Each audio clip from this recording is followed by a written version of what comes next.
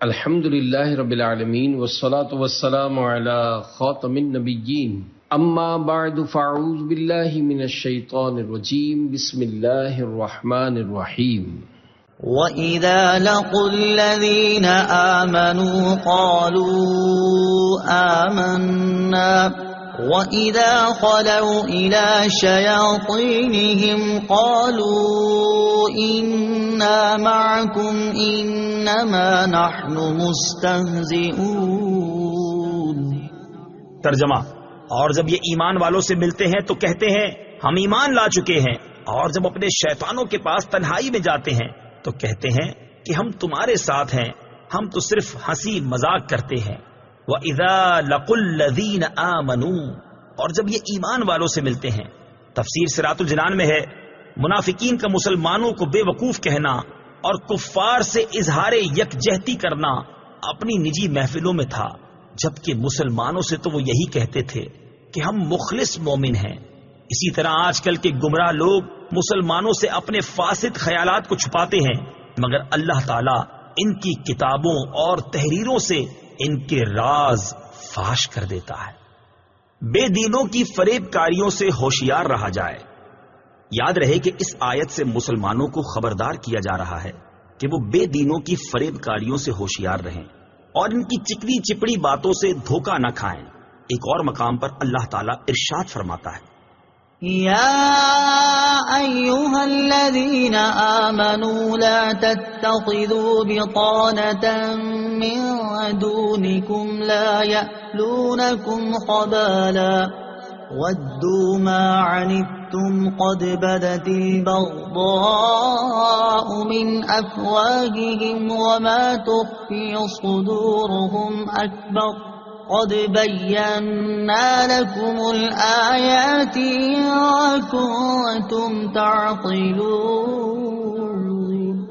ها أنتم أولئك تحبونهم ولا يحبونكم وتؤمنون بالكتاب كله وَإِذَا لَقُوكُمْ قَالُوا آمَنَّا وَإِذَا خَلَوْا عَضُّوا عَلَيْكُمُ الْأَنَامِلَ مِنَ الْغَيْظِ قُلْ مُوتُوا بِغَيْظِكُمْ إِنَّ اللَّهَ عَلِيمٌ بِذَاتِ الصُّدُورِ إِن تَمْسَسْكُمْ حَسَنَةٌ تَسُؤْهُمْ وَإِن تُصِبْكُمْ سَيِّئَةٌ يَفْرَحُوا بِهَا وَإِن تَصْبِرُوا وَتَتَّقُوا لَا يَضُرُّكُمْ كَيْدُهُمْ شَيْئًا إِنَّ اللَّهَ بِمَا يَعْمَلُونَ مُحِيطٌ۔ ترجمہ: اے ایمان والو، غیروں کو رازدار نہ بناؤ، وہ تمہاری برائی میں کمی نہیں کریں گے، وہ تو چاہتے ہیں کہ تم مشقت میں پڑ جاؤ۔ بے شک ان کا بغض تو ان کے منہ سے ظاہر ہو چکا ہے، اور جو ان کے دلوں میں چھپا ہوا ہے وہ اس سے بھی بڑھ کر ہے۔ بے شک ہم نے تمہارے لیے کھول کر آیتیں بیان کر دیں اگر تم عقل رکھتے ہو۔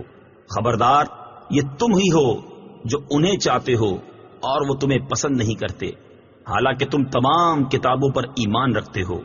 اور جب وہ تم سے ملتے ہیں تو کہتے ہیں ہم ایمان لا چکے ہیں، اور جب تنہائی میں ہوتے ہیں تو غصے کے مارے تم پر انگلیاں چباتے ہیں۔ اے حبیب، تم فرما دو اپنے غصے میں مر جاؤ، بے شک اللہ دلوں کی بات کو خوب جانتا ہے۔ اگر تمہیں کوئی بھلائی پہنچے تو انہیں برا لگتا ہے، اور اگر تمہیں کوئی برائی پہنچے تو اس پر خوش ہوتے ہیں، اور اگر تم صبر کرو اور تقوی اختیار کرو تو ان کا مکر و فریب تمہارا کچھ نہیں بگاڑ سکے گا۔ بے شک اللہ ان کے تمام کاموں کو گھیرے میں لیے ہوئے ہے۔ مسلم شریف کی حدیث ہے، رسول کریم صلی اللہ تعالی علیہ وسلم نے ارشاد فرمایا، ایاکم و ایاہم لا یضلونکم ولا یفتنونکم، ان سے دور رہو اور انہیں اپنے سے دور کرو، کہیں وہ تمہیں گمراہ نہ کر دیں، کہیں وہ تمہیں فتنے میں نہ ڈال دیں۔ اعلی حضرت امام احمد رضا خان علیہ رحمت الرحمان فرماتے ہیں، مسلمان کا ایمان ہے کہ اللہ اور رسول سے زیادہ کوئی ہماری بھلائی چاہنے والا نہیں، اور اللہ اور رسول جس بات کی طرف بلائیں یقیناً ہمارے دونوں جہان کا اس میں بھلا ہے، اور جس بات سے منع فرمائیں بلا شبہ سراسر ضرر و بلا ہے۔ مسلمان صورت میں ظاہر ہو کر جو ان کے حکم کے خلاف کی طرف بلائے، یقین جان لو کہ یہ ڈاکو ہے۔ اس کی تعویلوں پر ہرگز کان نہ رکھو۔ رہزن جو جماعت سے باہر نکال کر کسی کو لے جانا چاہتا ہے، ضرور چکنی چکنی باتیں کرے گا، اور جب یہ دھوکے میں آیا اور ساتھ ہو لیا تو گردن مارے گا، مال لوٹے گا۔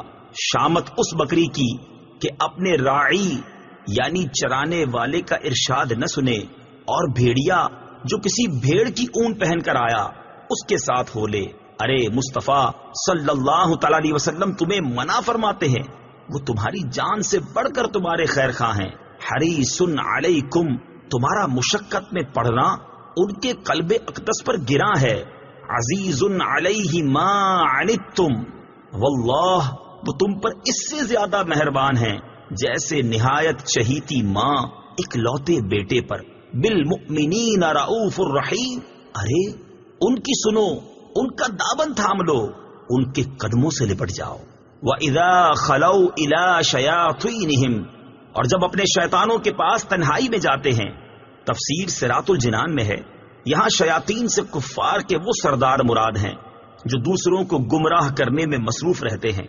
منافق جب ان سے ملتے ہیں تو کہتے ہیں ہم تمہارے ساتھ ہیں، اور مسلمانوں سے ملنا محض استہزاء کے طور پر ہے، اور ہم ان سے اس لیے ملتے ہیں تاکہ ان کے راز معلوم ہوں اور ان میں فساد انگیزی کے مواقع ملیں۔ اس سے معلوم ہوا کہ جس طرح جنات میں شیاطین ہوتے ہیں، اسی طرح انسانوں میں بھی شیاطین ہوتے ہیں۔